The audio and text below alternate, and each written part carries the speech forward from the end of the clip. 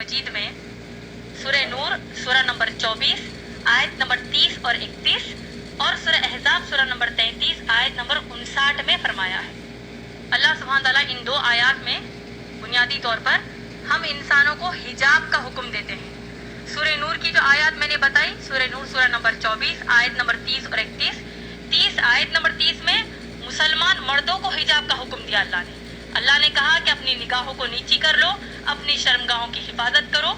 ये मुसलमान मर्द का अल्लाह ने इस आयत में हिजाब बताया है। मुसलमान औरत के लिए आयत नंबर 31 में अल्लाह ने कहा वक़ुल लिल मुअमिनाति यग़ज़ुज़ना मिन अब्सारिहिन्ना व यहफ़ज़ना फ़ुरूजहुन्ना वला युब्दीना ज़ीनतहुन्ना इल्ला मा ज़हरा मिन्हु। अल्लाह इस आयत में फरमाते हैं कि तुम मुसलमान औरतों को अल्लाह फरमाते हैं कि तुम अपनी निगाहों को नीची रखो, अपनी शर्मगाहों की हिफाजत करो और अपनी जीनत को जाहिर ना करो। अपने सीनों पर, कुरान की आयत है ये, अपने सीनों को ढांको और अपनी जीनत को जाहिर ना करो। अपनी ब्यूटी को, अपनी खूबसूरती को, अपनी ब्यूटी को जाहिर ना करो सिवाय अपने बाप के सामने, सगे बाप के सामने, सगे बेटे के सामने। एक फहरिस्त अल्लाह ने इन आयत में दे दी है।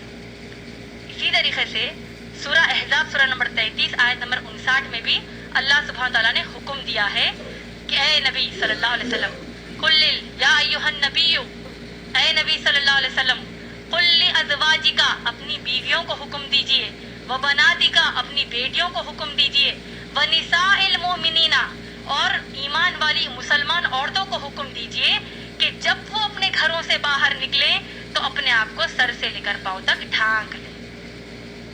तो ये मुख्तसर में हिजाब का तारुफ कुरान की आयत से हमको मिलता है।